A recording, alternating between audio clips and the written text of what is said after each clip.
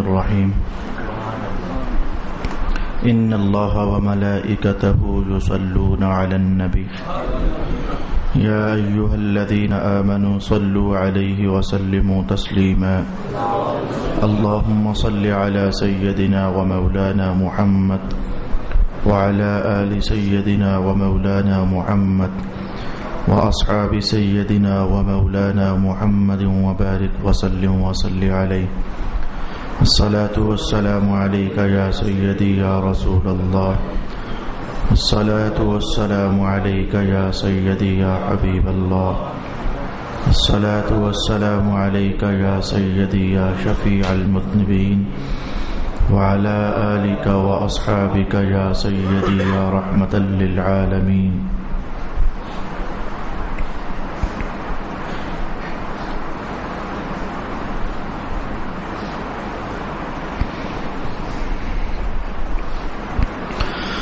رسول پاک صلی اللہ علیہ وآلہ وسلم نے ایک شوہر کو اور ایک خاوند کو سمجھایا کہ ایک اچھا شوہر کیا ہوتا ہے، اس کے آداب زندگی اور آداب معاشرت اپنی بیوی کے حق میں کیا ہوتے ہیں۔ اس سلسلے میں آج کی نشست میں ہم مزید 2 آداب یا پھر ایک ادب سیکھنے کا اہتمام کریں گے۔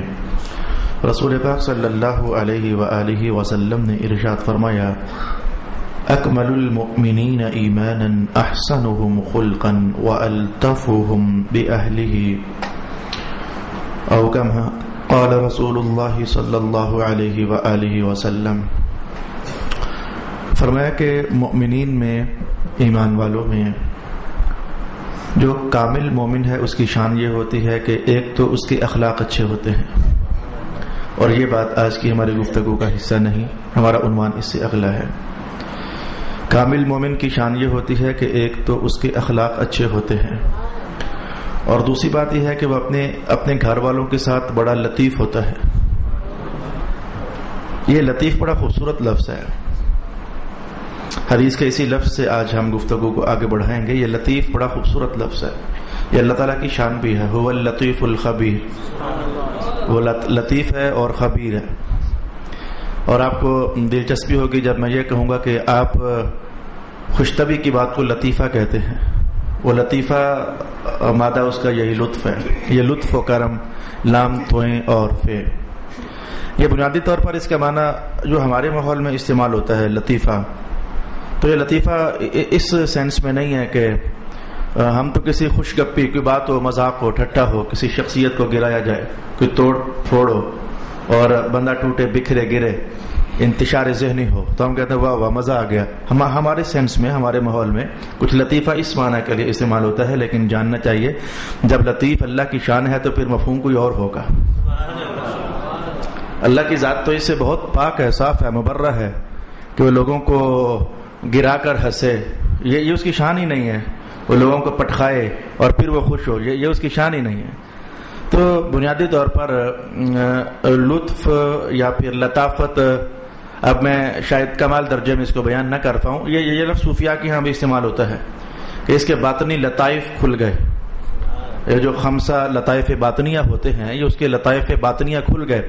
یہ لطیف اصل میں ایک ایسی باریک کیفیت کا احساس ہے کہ جہاں تک میں الفاظ نہیں پا سک رہا کہ میں کیسے اس کو بیان کروں، میں اللہ کی شان ہی کے حوالے سے بات آگے بڑھاؤں گا۔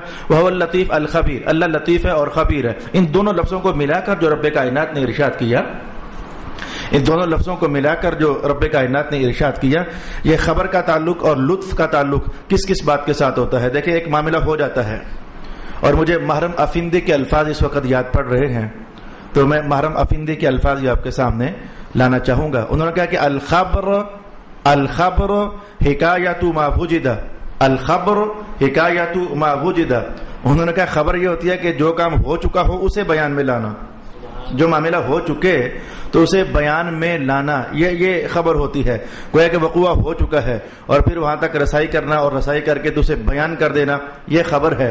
اور خبر تک رسائی کرنے کے لیے آپ جانتے ہیں کہ ہمیں وہاں جانا پڑتا ہے یا پھر ہمیں دیکھنا پڑتا ہے یا پھر ہمیں ٹو لگانی پڑتی ہے یا پھر ہمیں کھوج لگانی پڑتی ہے تو جا کر خبر تک رسائی ہوتی ہے. تو بغیر ٹو لگائے، بغیر کھوج لگائے اور بغیر پیچھے دوڑے اگر کسی شے تک رسائی ہو جائے تو اس کیفیت کو خبر نہیں کہتے، اسے لطف کہتے ہیں، اسے لطافت کہتے ہیں، جس میں دوڑ نہیں ہے، جس میں کھوج نہیں ہے، جس میں طلب نہیں ہے، یا پھر جس میں بھاگنا دوڑنا نہیں ہے، جس میں ہلم گلہ نہیں ہے. جو اس طرح کی باریک کیفیت ہے اسے لطف کے ساتھ تعبیر کرتے ہیں. اسی لیے اعلی حضرت فاضل بریلوی رحمۃ اللہ تعالی علیہ نے جب بھی لطیف کا ترجمہ کیا تو انہوں نے کہا وہ بڑا باریک بین ہے، یعنی وہ ایسی شے بھی دیکھ لیتا ہے جو عام طور پر دکھتی نہیں ہے. جہاں تک اوروں کی رسائی نہ ہو تو وہ وہاں تک بھی رسائی کر لیتا ہے. تو لطف یا پھر لطافت یہ ایسے کلام کو یا ایسی شے کو یا ایسی کیفیت کو یا پھر ایسے احساس کو یا پھر ایسے ادراک کو یا پھر ایسے شعور کو ہم کہیں گے کہ جہاں تک اوروں کی رسائی نہ ہو تو وہاں تک رسائی کرنا اسے لطف کہا جاتا ہے. یہ لطیفے کو بھی تو اسی لیے لطیفہ کہتے ہیں کہ ہر بندہ ویسا بیان نہیں لا سکتا ہے جیسا وہ لطیفہ سنانے والے بیان سامنے لے کر آتے ہیں، یا پھر ہر بات میں وہ جان نہیں ہوتی ہے جو جان اس بات میں ہوتی ہے جس کو سننے کے بعد ایک خوشی کی لہر وجود میں دوڑ جاتی ہے. الغرض واپس آئیے، میں جو مفہوم کشیدنا چاہتا تھا میں نے کوشش کی ہے، کوئی بھاگ دوڑ کی ہے، وہ مفہوم نکال کر آپ کے سامنے لے آؤں. یعنی بات میں لطافت کا احساس یعنی خوشی کا احساس جسے امام غزالی رحمۃ اللہ تعالی علیہ فرماتے ہیں. اب میں اس لفظ کو بول دوں جسے امام غزالی نے اختیار کیا. آپ فرماتے ہیں کہ لطف کا معنی میاں اور بیوی کے مابین کیا ہوگا؟ ہنسی مزاح کرنا، خوش طبی کرنا. مذاق میں نے نہیں کہا، میں نے مزاح کہا. اور میں نے کئی بار آپ کو بتایا کہ مذاق یہ کوئی اور شے ہوتی ہے اور مزاح یہ کوئی اور شے ہوتی ہے. اور رسول پاک علیہ السلام کی شان مذاق کرنا نہیں تھا، ہمیشہ حضور کی شان مزاح کرنا تھا. تو آئے میں خاوندوں کو آج پیغام دینا چاہوں گا کہ اپنی بیگمات کے ساتھ مزاح سے رہنا، ان کے ساتھ خوش طبی کرتے ہوئے رہنا اور ان کے ساتھ خوش مزاجی کرتے ہوئے رہنا، یہ وہ کیفیت اور یہ وہ ادب ہے جسے رسول پاک علیہ الصلوۃ والسلام پسند فرمایا کرتے تھے. بلکہ رسول اللہ علیہ السلام کی شان میں یہ حدیث کے الفاظ میں نے پائے اور پڑھے اور آپ کی نظر کرنا چاہوں گا کہ کان النبی صلی اللہ علیہ وآلہ وسلم، یہ جو کانا کا لفظ ہے یہ اس میں استمرار اور دوام ہے کہ جیسے باقی لوگ آپس میں ایک دوسرے کے ساتھ خوش طبی کرتے ہیں تو ان کی خوش طبی ایک طرف، ان سب سے زیادہ خوش طبی تو رسول اللہ اپنی ازواج کے ساتھ کیا کرتے تھے. یہ رسول پاک علیہ الصلوۃ والسلام کی شان میں ہم نے یہ حدیث کے الفاظ پائے. لیکن محتاط ہو کر ہم نے بات سمجھنی ہے کہ اس خوش طبی سے کیا مراد ہوگی، اس خوش طبی کی تصویر ہمارے سامنے کیا ہوگی، ہم کیسے ڈیفائن کریں کہ رسول اللہ علیہ السلام کس طرح کی خوش طبی کیا کرتے تھے. اس سلسلے میں آپ کو ایک حدیث بتائی دیتا ہوں، پھر دوسری حدیث بتائی دیتا ہوں، پھر تیسری حدیث بتائی دیتا ہوں. بھئی مثلاً آئے ہم رسول اللہ کی سیرت اقدس سے یہ تصویر دیکھنا چاہتے ہیں. یہ جو آپ نے اتنے الفاظ تو سنے حدیث پاک کے کہ ایک دن ایسا ہوا کہ رسول اللہ علیہ السلام نے حضرت سیدہ عائشہ رضی اللہ عنہا سے فرمایا کہ آئیں دوڑ لگاتے ہیں. تو ایک بار ایسا ہوا کہ حضرت عائشہ دوڑ لگاتے ہوئے آگے نکل گئیں. تو پھر اگلی بار پھر دوڑ ہوئی تو ایسا ہوا کہ رسول اللہ علیہ السلام دوڑ لگاتے ہوئے آگے نکل گئے. غزالی کے الفاظ اتنے ہی ہیں، مشکات المصابیح کے صاحب نے بھی اتنے ہی الفاظ نقل کیے. لیکن اس حدیث کا متن جو میں نے اپنے شیخ محترم حضرت علامہ سید ریاض حسین شاہ صاحب سے پڑھا اس کے الفاظ یہ ہیں. آپ فرمانے لگے کہ رسول اللہ علیہ السلام اصل میں غزوہ تبوک سے واپس تشریف لا رہے تھے اور غزوہ تبوک سے واپس آتے ہوئے جب مدینہ کا سفر بالکل تھوڑا رہ گیا کہ بس اب چند ہی فاصلوں کے بعد مدینہ شریف آنے والا تھا تو رسول اللہ علیہ السلام نے حکم ارشاد فرمایا کہ چلو بھائی تمام مجاہدین تم ذرا آگے نکل جاؤ. اور حضور کچھ پیچھے رک گئے اور ام المؤمنین بھی رسول اللہ کے ساتھ پیچھے رک گئے. جب مجاہدین بہت آگے نکل گئے اور ہم کہیں کہ گراؤنڈ خالی ہو گیا اور میدان خالی ہو گیا، تب رسول پاک علیہ السلام نے یہ خوش مزاجی اور خوش طبیعی فرمائی تھی کہ عائشہ دوڑ ہو جائے پھر. تو تب انہوں نے کہا حضور پھر دوڑ ہو جائے پھر. تو تب رسول پاک علیہ الصلوۃ والسلام دوڑے اور حضرت ام المؤمنین سیدہ عائشہ بھی دوڑی. اب ظاہر ہے یہ صاف سی بات ہے، میاں صاف سی بات ہے کہ حضرت عائشہ کے وجود پاک میں وہ جان تو نہیں جو نبی کے وجود میں جان اللہ نے رکھی ہوئی ہے، لیکن آپ نے ماحول کو معطر کرنا تھا، معمر کرنا تھا، تو آپ نے ایک لطافت کا احساس بھرنا تھا. آپ ذرا ہلکے دوڑے، اور چونکہ جب مقابلہ ہے تو پھر مقابلہ ہی ہے. حضرت عائشہ نے لگایا ذرا زور، اور جیسے گھروں میں باپ اور بیٹا کشتی کریں، جیسے گھروں میں باپ اور بیٹا کشتی کریں تو آپ کو پتا ہے کہ باپ کو باہر کے ہارنا ہی ہوتا ہے، وہ اپنے بچے کی حوصلہ افزائی کے لیے باپ کو باہر کے گرنا ہی ہوتا ہے تاکہ میرا بچہ ذرا ہمت پا جائے. اور ایسی کشتی کرنا کوئی حرج والی بات نہیں ہے، یہ ماحول اپنے بچوں کو دینے میں کوئی حرج نہیں ہے. کیا رسول اللہ نے اپنے بچوں کو کندھوں پر نہ اٹھایا؟ کیا حضور نے نماز کی حالت میں انہیں اپنی پشت پر سوار ہونے رہنے نہیں دیا؟ سوار کرایا میں نہیں کہتا، لیکن سوار ہوئے پر یہ کیفیت رہنے نہیں دی ہے، رہنے دی ہے. تو خیر، جیسے باپ کو باہر کے ہارنا ہوتا ہے تو رسول پاک علیہ السلام پیچھے رہ گئے اور ام المؤمنین آگے تشریف لے گئیں. تو بس آپ نے خوشی اعلان کر دیا، خوشی سے خود ہی اعلان کر دیا، عائشہ تو جیت گئیں، عائشہ تو جیت گئیں. اب وہ جو خوش ہونا تھا معاملہ ختم ہوا، اور دوڑ لگنے کے بعد مدینہ میں انٹری ہو گئی اور بات ختم ہو گئی. اور پھر اس بات کو ٹھیک 1 سال گزر گیا، اس بات کو پھر ٹھیک 1 سال گزر گیا، اور رسول پاک علیہ السلام آج پھر ایک سفر پر تشریف فرما تھے. مراجعت ہوئی تو پلٹتے ہوئے پھر آپ نے حکم دیا کہ چلو بھائی صحابہ ذرا تم آگے جاؤ، ہمیں کام ہے. صحابہ آگے نکل گئے مدینہ کی طرف، اور میدان جب پھر خالی ہوا تو رسول پاک علیہ السلام نے اس لفظ سے ارشاد کیا آج پھر نہ ہو جائے.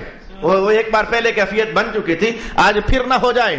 تو حضرت ام المؤمنین کہنے لگیں چلیں آج پھر ہو جائے. اب جب دوڑ آگے بڑھی تو رسول پاک علیہ السلام نے وہ کم سا زور لگایا نبوت کے طاقتوں میں سے، تو بس وہ آپ آگے تشریف لے گئے. اور پھر مڑ کر جو دیکھا تو حضرت عائشہ پیچھے تھی. تب آپ نے جملہ ارشاد کیا کہ عائشہ یہ اس کا بدلہ ہو گیا، پچھلی بار تو جیت گئی تھی نا، اس بار میں جیت گیا ہوں، کام برابر ہو گیا. تو رسول پاک علیہ السلام نے اب یہ حدیث کا متن میں نے آپ کے سامنے رکھا، لیکن میں کہوں گا کہ ہم بھی خاوند لوگ ہیں، ہم اپنے آپ کو بڑا خوش مزاج شاید سمجھتے ہوں گے، لیکن شاید ہم نے آج تک ایسا تو نہیں کیا ہے اپنی ازواج کے ساتھ.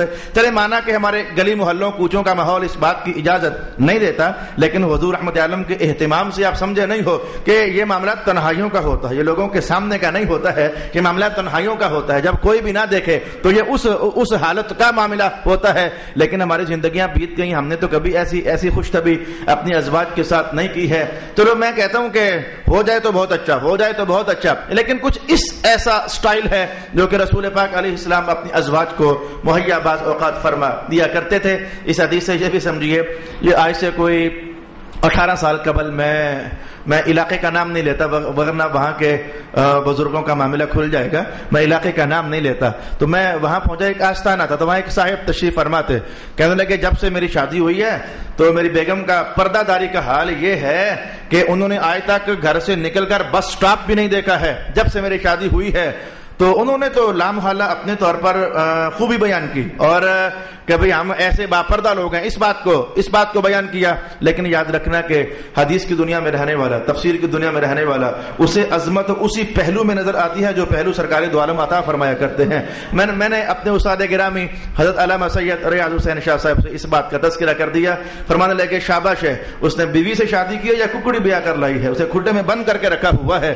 رسول پاک صلی اللہ علیہ وآلہ وسلم اپنی ازواج کو سفر میں لے کر جائیں اور سفروں کی حالت میں انہیں اپنے ساتھ رکھیں. اور بعض اوقات جب حالات ایسے بن جائیں کہ ایک کہیں کہ میں نے جانا ہے ساتھ اور ایک کہیں کہ میں نے جانا ہے ساتھ، تو حضور پھر فیصلہ ہی نہ فرمائیں، کہیں ٹھیک ہے پھر فیصلہ اللہ فرمائے گا، چلے قرآن اندازی کر لیتے ہیں. پھر وہ قرآن اندازی نکلے، وہ نام لکھے جائیں اور پرچی اٹھے اور اس میں اگر سیدہ عائشہ کا نام آ جائے تو وہ حضور رحمت عالم صلی اللہ علیہ وآلہ وسلم کے ساتھ سفر میں روانہ ہو جائیں. تو جاننا چاہیے میرے بھائی کہ زندگی معتدل ہی اچھی ہوتی ہے، زندگی بیلنسڈ ہی اچھی ہوتی ہے، زندگی رسول اللہ کے خوبصورت زندگی کے پہلوؤں سے قریب تر ہی اچھی ہوتی ہے. اگر حضور رحمت عالم نے اپنی زوجہ محترمہ کو سفر میں ساتھ رکھا ہے، اب باہر تشریف لے کر گئے ہیں، تو میرا خیال ہے کہ ہم اس سے زیادہ پردہ دار بننے کی کوشش نہ کریں کہ 20 سال گزر جائیں اور 22 سال گزر جائیں اور ہم کہیں جی ہم نے اپنی بیگم کو آج تک دروازے سے باہر قدم ہی رکھنے نہیں دیا ہے. وغیرہ میں پوچھنا چاہوں گا کہ یہ پردے کا کا نظام کس لیے اترا؟ کیا گھر میں عورت پردہ کرے؟ میاں گھر میں تو اس کا میاں ہے اور وہ ہے، تو گھر میں تو پردہ کرنے کا تصور ہی پھر کانسیپٹ ہی ختم ہو جاتا ہے۔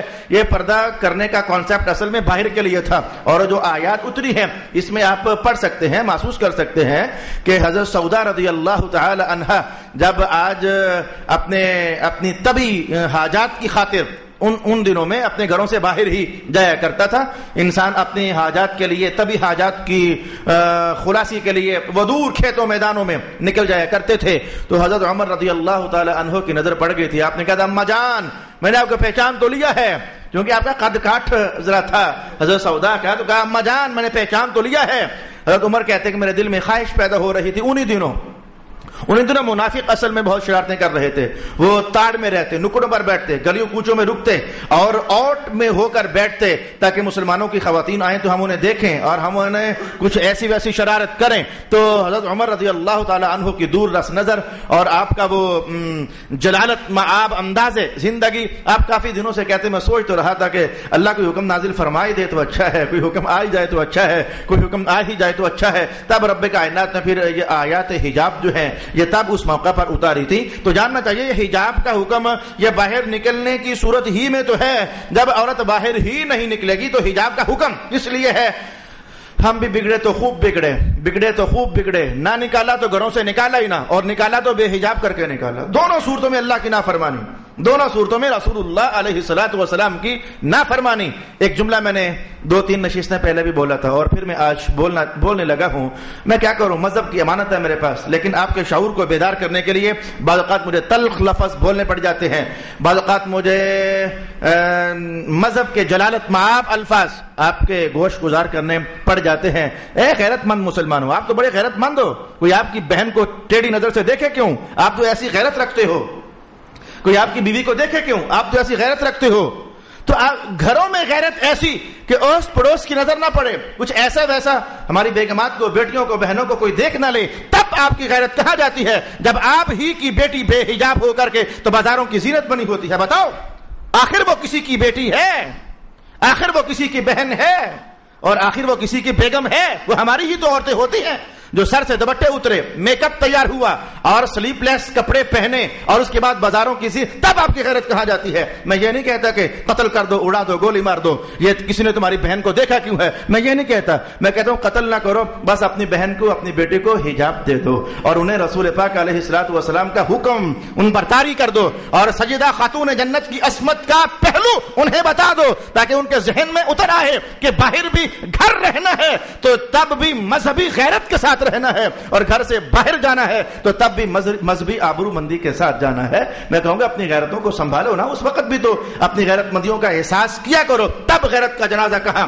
چلا جاتا ہے۔ یہ 3-4 جملے تلخ تھے، مجھے معلوم ہے تلخ تھے، لیکن میں نے آپ کے شعور کو ایک دستک دینے کے لیے بولے ہیں۔ واپس آ جائیے، ہم یہ سیکھ رہے تھے کہ ایک خاوند اپنے گھر میں کیسا رہے، وہ ہنس کر رہے، وہ خوش مزاجی کے ساتھ رہے، وہ خوش طبع کرتا ہوا رہے۔ کیا ایسا حضور کی سیرت میں آپ نے یہ حدیث گزشتہ کئی دروس میں کہیں نہ کہیں مجھ سے نہ سنی کہ رسول پاک علیہ السلام جو آج وضو فرمانے لگے تو حضرت عائشہ رضی اللہ تعالی عنہا کو حکم ارشاد کیا کہ یہ ذرا میری مسواک پکڑیے گا، یہ ذرا میری مسواک پکڑیے گا۔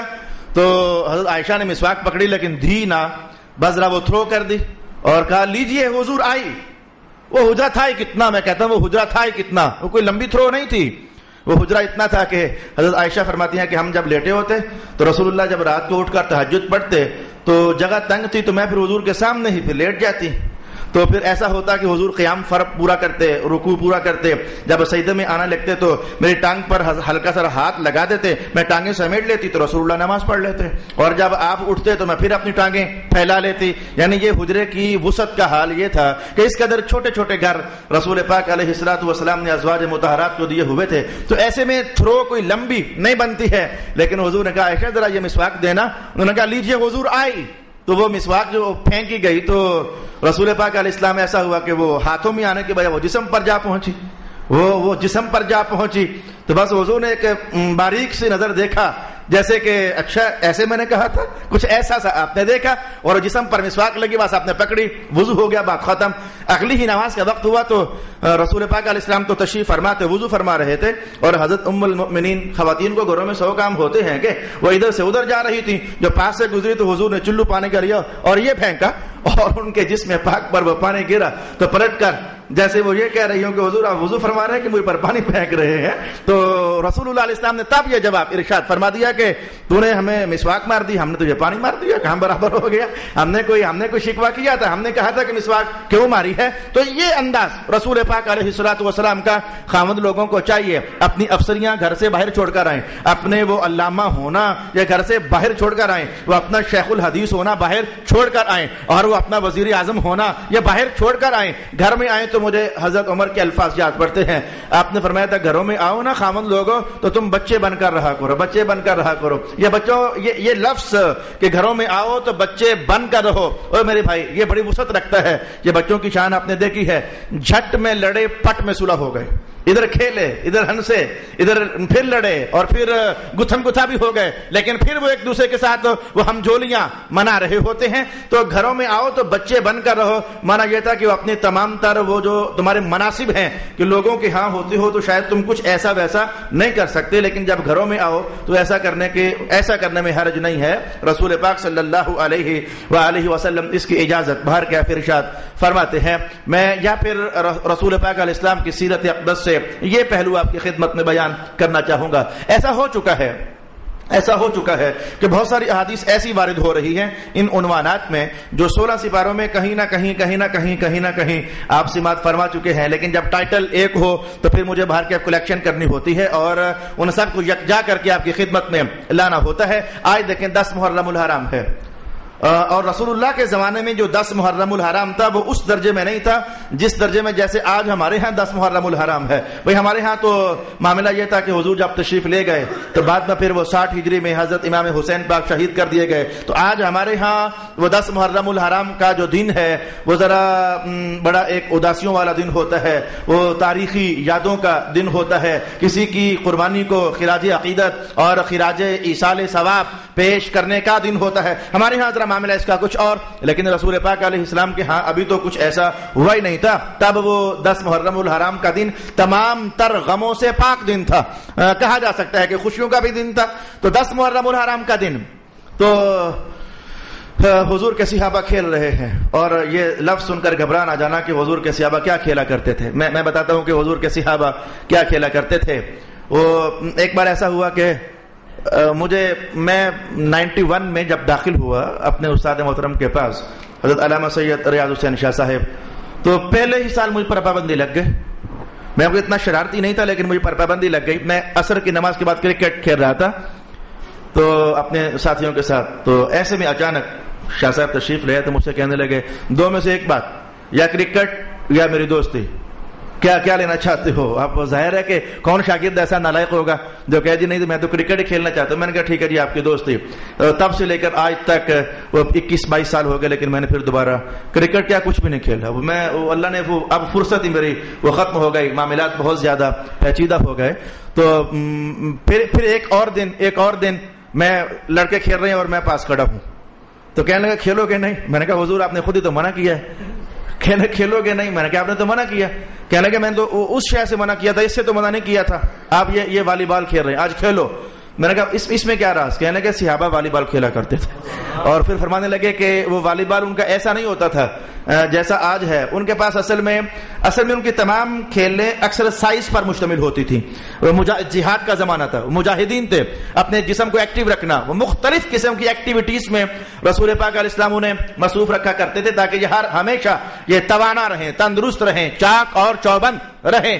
تو صحابہ تربوز پھینکا کرتے تھے، ایک نے تربوز پھینکا لو آیا، انہوں نے تربوز پھینکا لو آیا، تو کہنے لگے کہ یہ آج کی والی بال کے جواز کے لیے صحابہ کو وہ تربوز پھینک کر کے تو آپس میں توانائیاں بحال کرنا، یہ اس کو سمجھا اور سیکھا جا سکتا ہے۔ خیر میں کھیلا، میں نے ایک مثال آپ کے سامنے لائی کہ صحابہ والی بال کھیلا کرتے تھے، یعنی تربوز پھینک کر کے تو اپنے زور بازو کو پختہ کیا کرتے تھے، یا پھر ایسا ہوتا کہ وہ گھوڑے دوڑایا کرتے تھے، یا پھر ایسا ہوتا کہ وہ نیزہ بازی کیا کرتے تھے۔ یہ جو بازی ہے نا، بازی یہ بازی کا معنی کھیلنا ہوتا ہے، نیزہ بازی، یہ بازیدن فارسی کا لفظ ہے، اس کا معنی کھیلنا، یا وہ نیزہ بازی کرتے، یا پھر وہ والی بال بازی کرتے، یا پھر وہ تلوار بازی کرتے، یہ بازی کھیلنا ہوتا ہے، اور بازی لگا لے ایک، یہ جب بازی اس کا معنی کھیلنا ہوتا ہے، تو پھر یہ نیزہ بازی ان کا، اب میں بتا چکا، اب میں عرف کے مطابق بولتا ہوں، نیزہ بازی ان کا کھیل ہوتا، یا پھر تلوار بازی ان کا کھیل ہوتا، یا پھر گھوڑے دوڑانا ان کا کھیل ہوتا، یا پھر ایک دوسرے پر حملہ زن ہونا ان کا کھیل ہوتا، یا پھر وہ کشتیاں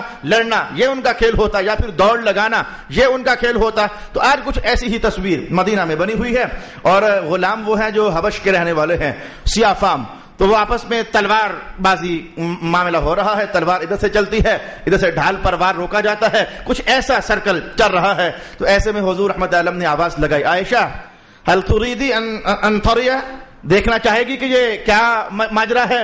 کہنے لگی حضور دیکھنا چاہوں گی۔ کہا پھر آ جا۔ مصطفیٰ کریم علیہ السلام اپنے حجرہ ناز میں کھڑے ہوئے، وہ جو کھڑکی شریف بنتی تھی، اپنے بازو اپنا چوکھاٹ سے پکڑ لیا، اور یہ کیفیت یہ نہیں تھی، وہ اس سے بہت اچھی کیفیت تھی، وہ کیفیت حضور نے بنائی۔ کہا چل یہاں سر رکھ، اور عائشہ آئیں اور انہوں نے حضور کے مبارک کندھے پر سر رکھا، اور وہ جو حبشیوں کا وہ کھیل تھا جو اصل میں جہاد کی تیاری پر مشتمل تھا، تو وہ اب آپ دیکھنے لگ گئے۔ اب دیکھتے دیکھتے ماہویت کچھ ایسی ہوئی کہ وقت کافی سارا گزر گیا، تو رسول پاک علیہ السلام نے پوچھا کہ آمت الکتب کے اندر متن اتنا ہی نقل کیا گیا، آمت الکتب کے اندر متن اتنا ہی نقل کیا گیا، لیکن جامع الاحادیث کے اندر امام سیوطی نے اس متن کو کامل کیا، اور مسند احمد کے اندر امام احمد ابن حنبل نے اس متن کو کامل کیا۔ فرماتے ہیں کہ کافی دیر گزر گئی تو حضور رحمت عالم نے پوچھا کہ کیا بس نہیں کرے گی؟ اور حضرت عائشہ فرماتی ہیں کہ بھلا مجھے کیا لگے تھا اس تلوار بازی کے کھیل سے، مجھے کوئی دلچسپی تو نہیں تھی، یہ کون سا کوئی ہمارا کھیل تھا، ہم خواتین کے کھیل تو اپنے ہوتے ہیں۔ شادی ہونے کے بعد بھی حضرت عائشہ گڑیاؤں کو اپنے گھر میں رکھا کرتی تھی، اور آپ نے اپنے وہ چھوٹے چھوٹے کھلونے گھر میں رکھے ہوئے تھے، تو ان کے ساتھ آپ مصروف رہا کرتی تھی۔ تو آپ کہتی ہیں کہ مجھے کیا لگے تھا ان تلوار بازیوں سے، مجھے کیا غرض تھی؟ لیکن حضور نے جب پوچھا نا کہ کیا ابھی بس نہیں کرو گی، میں نے کہا نہیں بس نہیں کروں گی اور دیکھوں گی ابھی، حالانکہ میرا دل نہیں کر رہا تھا۔ تو پھر کافی وقت گزر گیا تو رسول پاک علیہ السلام نے پھر پوچھا کہ اب بھی بس نہیں کرے گی، میں نے کہا ابھی بھی بس نہیں کروں گی، اور حالانکہ میرا دل اندر سے نہیں تھا دیکھنے کو بھئی مجھے نیزہ بازی سے کیا لگے۔ جب تیسری بار رسول اللہ علیہ السلام نے پھر پوچھا کیا اب بھی بس نہیں کرے گی، اب خود کہتی ہیں اللہ کی قسم میرا دل تو نہیں تھا دیکھنے کو، میں نے کہا میں اب بھی بس نہیں کروں گی۔ حضور نے آپ نظر گھما کر کہہ دیا اچھا دل بھی نہیں کرتا اور بس بھی نہیں کرے گی۔ وہ بات میرے دل کی تھی، میں نے چھپائی ہوئی تھی اور میں نے اس کو زبان پر نہیں لایا تھا، تکلم تو صرف اتنا تھا کہ بس نہیں کرو گی، میں نے کہا بس نہیں کروں گی، لیکن دل میں سوچتی تھی کہ مجھے رغبت تو نہیں ہے لیکن نہیں بس کروں گی۔ تو حضور نے فرمایا اچھا دل بھی نہیں کرتا اور بس بھی نہیں کروں گی۔ لیکن اس سے اگلی دلچسپ کہانی اس سے اگلی ہوئی، جب حضور نے یہ پوچھا کہ دل بھی نہیں کرتا اور بس بھی نہیں کرو گی، میں نے کہا ہاں جی دل بھی نہیں کرتا اور بس بھی نہیں کروں گی۔ پوچھا ایسا کیوں ہے؟ حضور نے پوچھا ایسا کیوں ہے، دل بھی نہیں کر رہا اور پھر بھی تو کہتی ہے میں دیکھوں گی بس نہیں کروں گی، ایسا کیوں ہے؟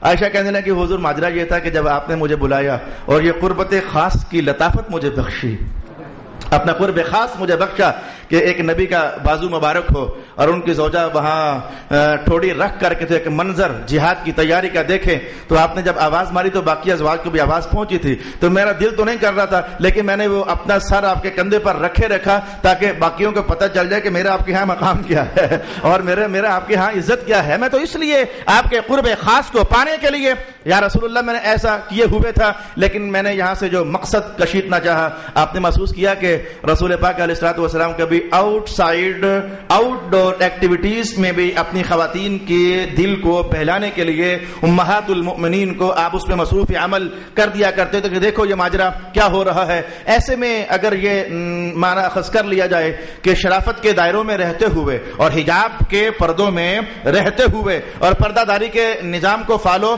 کرتے ہوئے آج بھی اگر کوئی میاں اپنی بیگم کو لے جاتا ہے کسی پارک میں یا پھر کسی ایسی جگہ پر کہ جہاں فطری مناظر دیکھنے کے بعد انسانی روح میں ایک شائستگی کا احساس بیدار ہو جاتا ہے اور اس کے بہت سارے بوجھ ہلکے ہو جاتے ہیں، تو میاں اس میں کوئی حرج والی بات نہیں ہونی چاہیے۔ اور میں پھر جملہ کہوں گا، اب اس کو میں تلخ جملہ کہوں یا لطیفے والا جملہ کہوں یا مزاحیہ جملہ کہوں کہ بیویوں کو بیویاں سمجھو، انہیں مرغیاں نہ سمجھو، انہیں ڈبوں کے اندر اور کھڈوں کے اندر تاڑی ہوئی ککڑیاں نہ سمجھو۔ جب رسول پاک علیہ الصلوۃ والسلام نے ان کو اتنے حقوق بہر کیف اللہ کے حکم کے ماتحت رہتے ہوئے عطا فرمائے ہیں، تو ہمیں بھی اس اس رخصت پر عمل کرنے میں کوئی حجاب محسوس نہیں ہونا چاہیے۔ رسول پاک علیہ الصلوۃ والسلام کا قول مبارک سماعت کیجیے، اکمل المؤمنین ایمانا احسنهم خلقا والطفهم باہلہ او کما قال رسول اللہ صلی اللہ علیہ وآلہ وسلم۔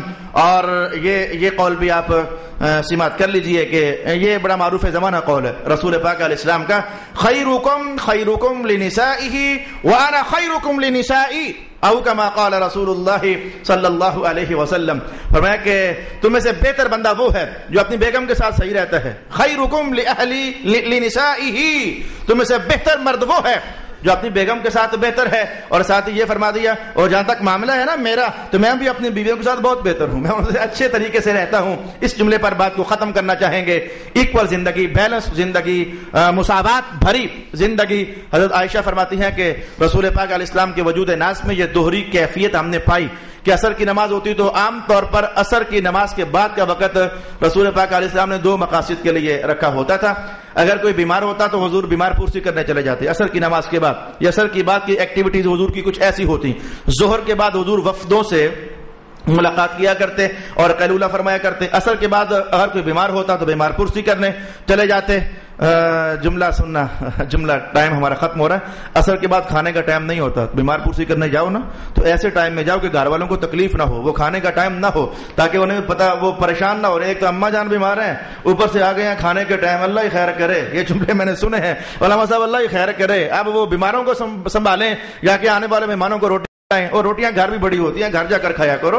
عصر کی نماز کے بعد حضور رحمت عالم، اچھا تو آپ فرماتی ہیں کہ اگر کوئی بیمار نہ ہوتا تو پھر حضور عصر کے بعد والا ٹائم ہم گھر والوں کو دیا کرتے تھے، حضور تشریف لے آتے۔ اچھا یہ عصر کی نماز کے بعد کی کیفیات ہیں، بکری کی رسی کھلی ہے تو آپ باندھ دیتے، یا مبارک جوتے کو پھر ٹانکا لگا لیتے، یا پھر آپ بکری کا دودھ دھو لیتے، یا پھر کچھ بھی نہ ہوتا تو آج حضور ازواج کو اکٹھا کرتے، آؤ بیٹھتے ہیں باتیں کرتے ہیں، تو پھر باتیں شروع ہو جاتی ہماری۔ تو رسول اللہ علیہ السلام ہنس رہے ہوتے، مزاح فرما رہے ہوتے، باتیں فرما رہے ہوتے، اچانک بلال کی آواز آ جاتی، اللہ اکبر اللہ اکبر۔